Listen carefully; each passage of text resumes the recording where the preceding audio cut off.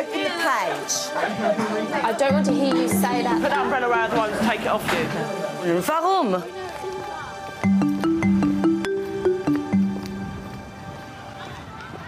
How can teaching assistants work with teachers to provide effective support in managing behaviour?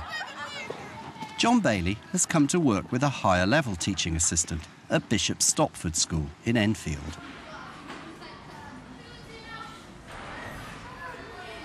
Right, so they need to jot that down then, don't they? Jane Rickson and Science NQT Rakesh Ram have evolved a good working relationship which produces results when things are going well. How well it's worked. Right. And then whenever you're ready, if you want to give them 5-10 minutes to get that done. OK, so we'll give them between 5 and 10 minutes for that, and then they have their objectives. Yeah, that's right. So you can go through the answers with them to start. Yes, OK. OK, well done, Isabel. They're very conscientious in their planning, but their nemesis is Year 7T, an inconsistent class who can be very challenging, but also angelic. Your posters must include information about the forces acting on the parachutes, OK? I've been looking at your posters, and a lot of them, they're really nice, the diagrams are brilliant, but there's no information on the forces. Tissue paper. So first of all, we use a plastic bag. Underneath. Jane's a mum with grown-up children and used to be the senior science technician at the school before training 4 years ago as an HLTA. Are the forces going to be balanced on your diagram? Yeah, because if the forces aren't balanced, they'll go a different way. That's right. So if it's already moving and the forces are balanced, what's going to happen to it? It should go down. It'll still keep going down, won't it, at the same speed? It won't just stop in mid-air, will it? 3, 2, 1, go!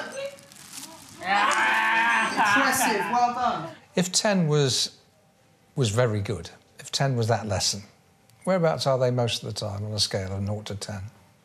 4 or 5. Yes, so you both? 4, yes. OK. Come on, everybody, you know what And so they prove to be in the next lesson. Girls, hurry up, come on, quickly, to your desks. OK, Klein, you need to stop talking, get on with work. Klein, come on. Oh, what's that? Klein, not interested, get on with your work. It's Chungo. Klein, it's the third time I've asked you, get on with your work. They're on task, but they're very noisy. They love getting on each other's nerves and trying to get each other in trouble. And it's not just the same few people, it's a majority of the class, which makes it really hard to control who's sort of doing what. Right, Year 7, stop talking! Year 7, I'm waiting for quiet in 3, 2, 1. Shh, Principal. I've been keeping track on the majority of students by writing a list of the dates, the offenders, and what they actually did wrong. There are already 5 people on this list, OK? You know, OK, that probably next week or the week after, OK, I'm going to be tallying up all of the names on this list, OK, and sending letters home to parents. Year 7, sit down in your seats and stop making a fuss. Right, go and sit down. No, go and sit down. Most of the time it's difficult to support properly in there because of the noise and because what I'm mainly doing is trying to keep them on task and listening. It's difficult if you have a lesson that's been really challenging to help students that want to learn because there's noise. At times like that, then it can be very difficult and you can feel quite disillusioned by it all, really, and wonder why you're doing what you're doing. So it's a bit like you're sitting on top of a pressure cooker. It's kind of the absolute classic low-level disruption, isn't it? Yes. And it also reminds us that there's nothing very low-level about low-level disruption. It's replacing learning, isn't it? Mm. It's not a problem for them not wanting to do work, because they do want to do the work and they do actually do the work most of the time. They get it all done, but it's just a level of noise. OK. If you wanted to strong things up, it involves being absolutely crystal clear about what your expectations are in the classroom, front-loading positive consequences, and being absolutely clear that both people are involved in it. What would you do?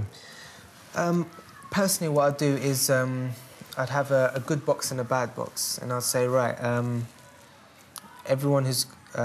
basically, if someone's doing something good, I'll say to them, or, you know, give them praise and write their name, put it in the good box. People in the good box, sort of, like, probably at the end of the week, you know, just do, like, a little raffle and they'll win a sweet or something. People in the bad box, probably have a little talk with them afterwards, especially people who are continually getting in the bad box. But then I'm thinking, what if I've got a student in the good box and the bad box? That might sort of... If you got 20 goods, you get your sweet, but you got 15 bad, so you got detention as well. That's what happens around here. You choose the behaviour, you choose the consequence. Personally, I wouldn't call it the good box and the bad box. Self-esteem's a big issue with a lot of these children. I'd have something like a good box and a need to have a talk box. Well, let's have a look at the beginning. Okay, guys, learning objectives are on the board. There's a quick word search for you to get on with. Think about the words you're looking for, OK? Don't blindly just look for them. Right, everybody, listen, you need to get the learning objectives down and then you have a word search to be getting on with. One of the things I was really struck by was the way that you two share authority in the classroom.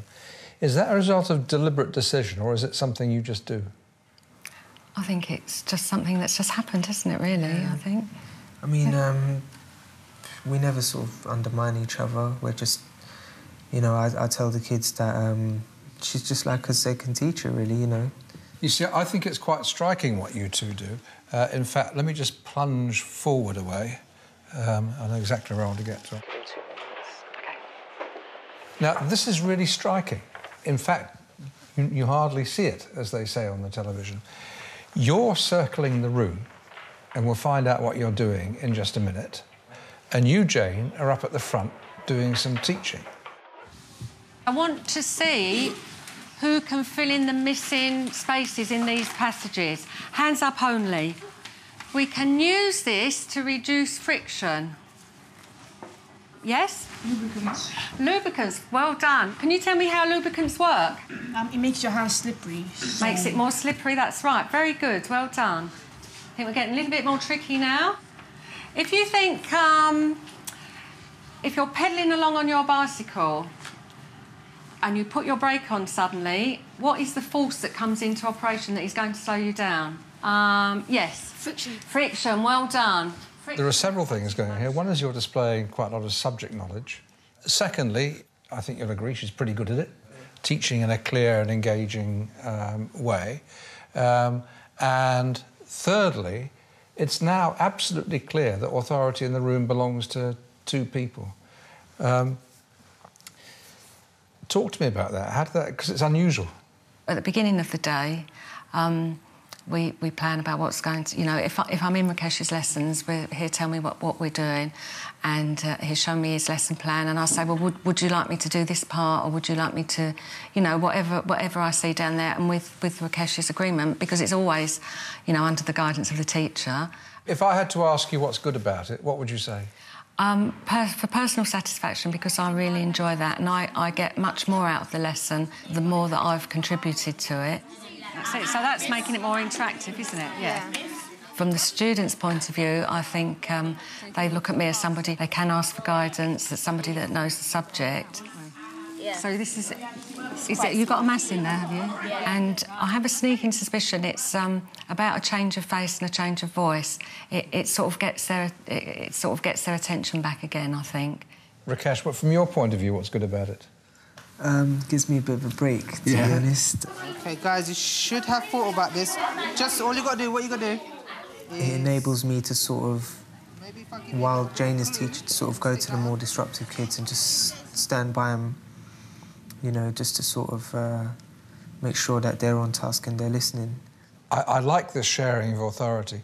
Does it make it more likely that you and she will talk together during the lesson about how things are going, about what might happen next? Oh, yeah, definitely. Yeah, we do sort of very quickly. We do, yes. Give them till... quarter past, 10 past? £5:15. OK. Depending on how the kids are behaving. Like, if they're really restless and, you know, we might sort of say, right, let's do something just to calm them down a bit or do certain things differently. You see, I think that's famous. It's great because trying to establish that communication between the two adults working in the room is one of the big issues. John wants Jane and Rakesh to make use of their joint authority to produce more consistent behaviour by setting up positive consequences as well as the negatives, and by praising good work. Right, Year 7, you should be doing the learning objectives now, and after you finish that, you need to link the keywords with the definitions, please. Hurry up. Kenneth? Oh, yeah. OK, come on. 2 more learning objectives to get done. Well done, Principal. Excellent. What I want you to do is to draw the diagram and add the forces on it. OK? Right, is everybody clear about what we need to do?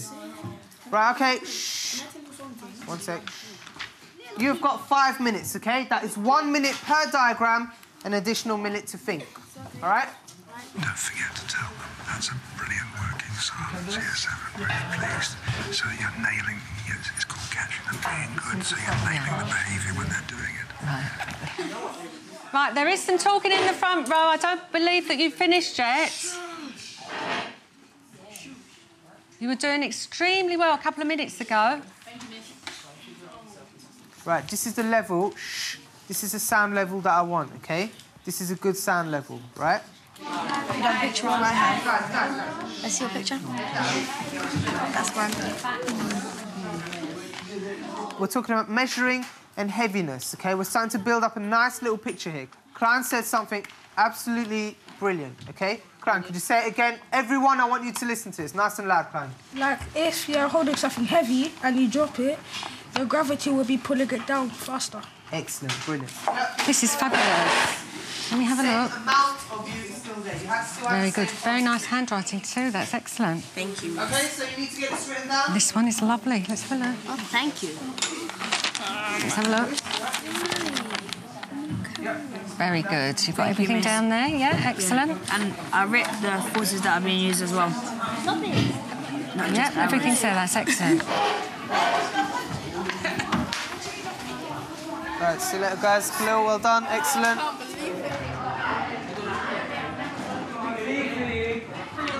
I thought that was a good lesson this morning. I thought it was another good lesson. And I think that you, and both of you, need to be more explicit. Instead of saying, shh, shh, be quiet, I think you need to be doing more saying, when I'm talking, I don't want people talking under. That shh, shh, shh tends to be a sign of stress. And in just the same way, I thought it was great this morning when you were saying, this is just the kind of sound level I want, well done. And I think you should both do that even more. You'll be absolutely clear about what you want and every opportunity. Because when you do it, it works, doesn't it? You both did it this morning. I thought, aha, that's absolutely brilliant. The more that you do and share the merits and stuff, the better. I think, a few more stars and stickers and all that. I think when you're sort of concentrating on behaviour, it's easy to overlook the good behaviour. I think that's a mistake I definitely make, and not reward the good behaviour and comment on it, definitely. Yeah.